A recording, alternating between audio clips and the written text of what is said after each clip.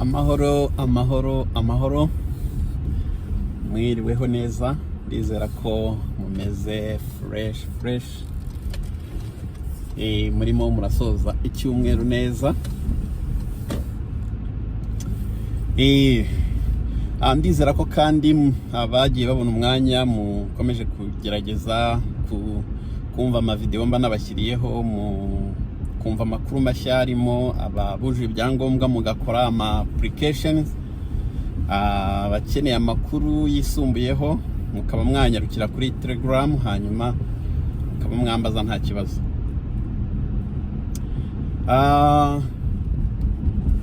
Uyu munsi ni just kubibutsa abantu mujya munatekereza kugerageza ibya green card muri USA. Dusigaje icyumweru kimwe n'iminsi mikeya bagafungura applications, bagatangira kwakira abantu batanga applications. Ni ibintu umuntu wese ashobora kugerageza, ufa kuba wararangije segonderi gusa, niyo requirement iriho, segonderi gusa bikaba birahagije ugatanga application yawe. Ntekereza ibihugu byacu bigifite amahirwe kuko abantu bava mu bihugu bifite abaturage benshi baba muri USA bagenda babikora ku rutonde buhoro rw'aho abaturage bemerewe kuba baka-applying baparticipa muri iyi lottery ya green card. U Rwanda rero n'u Burundi byacu ngira ngo ntabwo turagirayo abantu benshi cyane. Numva nizeye ko tuzongera tugasohoka turi ku rutonde rw'abaturage bemerewe gutanga ama application. So murebe rero aba professionals bafotora hari amafoto yujuje ibipimo bisabwa, mube mu yafite hafi, hanyuma itariki nigera mutangire mu nshyiremo application. Mugerageza amahirwe no kugerageza ahantu hose. Navuze ko nzagerageza nkareba nimba hari abantu nabake nzashobora gukorera bazumva bashaka ko mbafasha, ariko sindamenya ngo nafasha bangahe. Ndumva mfite nka babiri bamaze kumbwira, byaterwa n'umwanya nzaba mfite. Ntabwo bitwara umwanya munini iyo kirere kimeze neza, internet irimo ikora neza, ntabwo bitinda. Ni ibintu umuntu ashobora gufasha abantu. Mugerageze amahirwe rero, hanyuma mukomeze musacinga utuzi. Nabemereye gukora Zoom nkabereka uko ukora advanced search kugira ngo ube wagera ku kazi kari specific ku mu employer runaka, buryo ugenda ugashakamo umu employer noneho hakazamo utuzi turi related no mu employer uri mutanga akazi.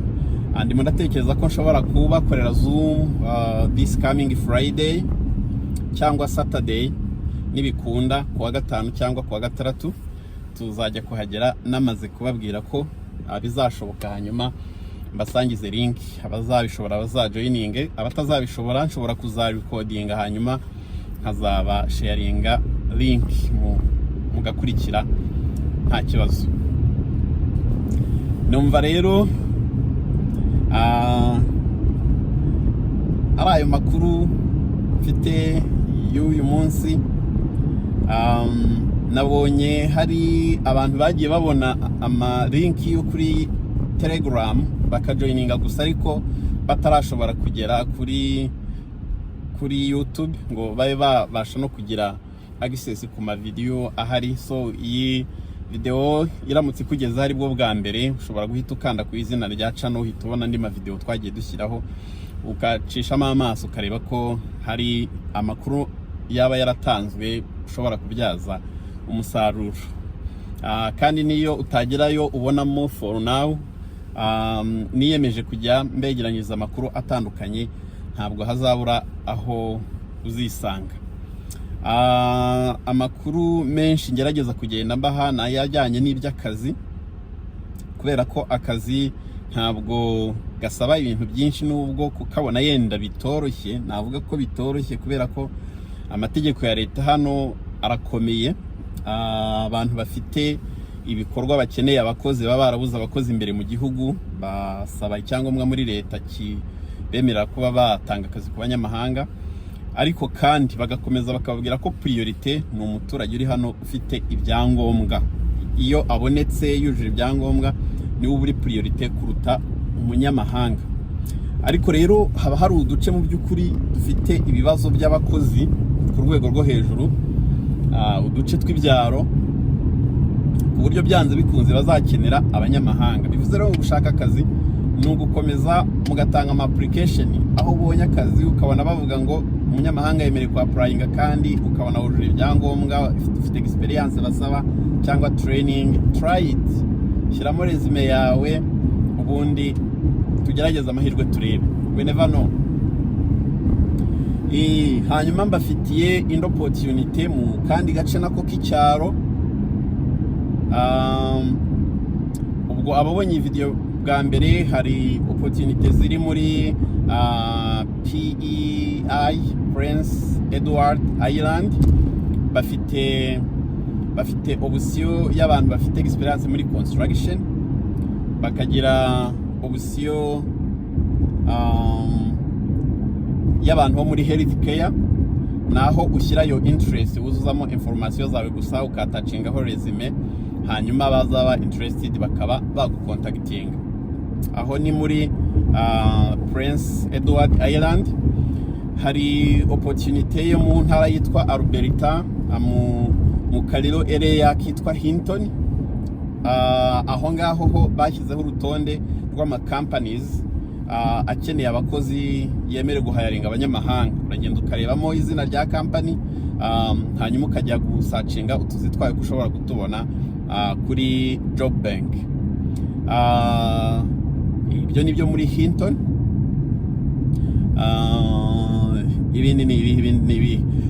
Ibindi Nova Scotia, so intara yitwa Nova Scotia, Nouvelle Écosse, ubwo nibyo ra nayo ifite opportunity ku bantu bafite experience mu bintu bya construction.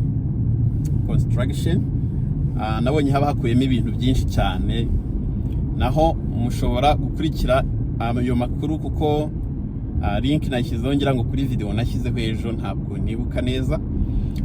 Hanyuma naho ni ukureba ubwoko bw'akazi bakeneyemo abakozi, hanyuma ugasacinga muri job bank, ukajya ureba ko hari akazi kameze gutyo kuri iyo liste bashyizeho, ubona gapostinze ko muri Nova Scotia, ukaba watanga application yo gusaba akazi.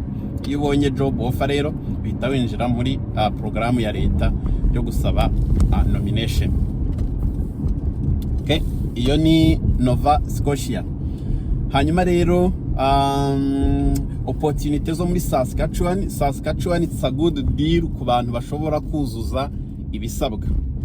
Very good, please go and watch, hanyuma mu checking na link musome amakuru, kuko Saskatchewan iyo muri health care uje ibyangombwa atanga icyo bita expression of interest. No kuvuga you are interested kujya gukorayo no guturayo, ugashyirayo resume yawe, ugomba kuba wakoresheje equivalence, ugomba kuba ufite experience. Video nakoze irabisobanura neza. Ugomba kuba ufite na passport yawe, hanyuma ugasubmit ibyangombwa. Ugomba kuba warakoze na test yindi, ukaba ufite level nibura itari munsi ya 4 as minimum. Hanyuma bazaba interested, bakaba government ya Saskatchewan niyo isharinga profile yawe n'aba employers muri health care batanga akazi. Hanyuma babona bihura, ukazajya ukabona bagukubise aka notification ka job offer, ugahita wemererwa kwinjira muri provincial nominee program ya Saskatchewan. It's a very good deal. Hanyuma bakagira n'ikindi cyiciro ariko cy'abantu nabo bashobora gutanga expression of interest mu gihe batabarizwa muri izo programu za health care. Hari n'urundi rutonde bashyizeho rw'ama professionals atandukanye, nabwo waba utisanzemo aho ngaho, ubwo nawe uba ufite amahirwe yo gutanga yo expression of interest. Naho hariho link yabyo mu byo bita occupations in high demand, naho mukagerageza amahirwe. Sinibuka neza harimo aho ushobora kubutanga application fees, ntago mbyibuka, mwajyaho mugasoma nta kibazo. So nizo opportunity. nabahaye, nyuma mbafitiye indi imwe mu yihe ntara ntabwo ndi kwibuka neza, ndabanza nongere ncekinge neza, hanyuma nze kubegeranyiriza ayo makuru nayo nyabahe, mukomeze mwigeragereze. Hanyuma ku bantu yenda babonye video yanjye bwa mbere, ntabwo ndi umu agent, ntabwo ndi umu immigration consultant, ni just kubashakira amakuru nkayabegeranyiriza, nkayabasharinga, hanyuma namwe mukigeragereza. Ntago ndi umuntu w'umukozi wa leta yenda uri kugerageza recruiting abantu, oya, it's just to share with you some information, hanyuma mukaba mwakwigerageza amahirwe. Kandi mbakangurira kubanza kugerageza kwikorera ibintu mbere yuko utekereza kujya kwishyura amafaranga, kuko ibyinshi mwabyikorera, ntabwo ari ugushaka kwima ibiraka abantu babikora nka business, ariko ugerageje ukabona byakugoye, nta help wabonye, of course kumva ukeneye help, nta ribi gushaka amafaranga, ababikora nk'umwuga wo kwiteza imbere nabo ukabateza imbere nta kibazo, byose ubuzima nabonye ari magirirane.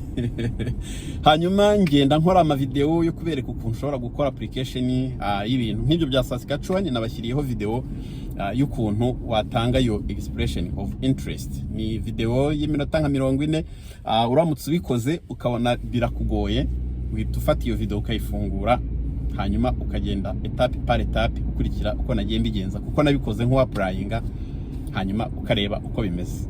Ngayo nguko rero mukomeze mube around, mukomeze mukurikirane abashakisha, mukomeze mushakishe rwose, ntawamenya ubuzima niko bwubatse, ni hasi hejuru, ni uguhiga, ni hirya no hino, ni ugushakisha, ni ukugerageza. Nibwo buzima twisanzemo kuri uyu mubumbe, kandi tugomba kububamo. Ngaho rero mugubwe neza, musoze weekend neza, muze gutangira icyumweru mu mahoro.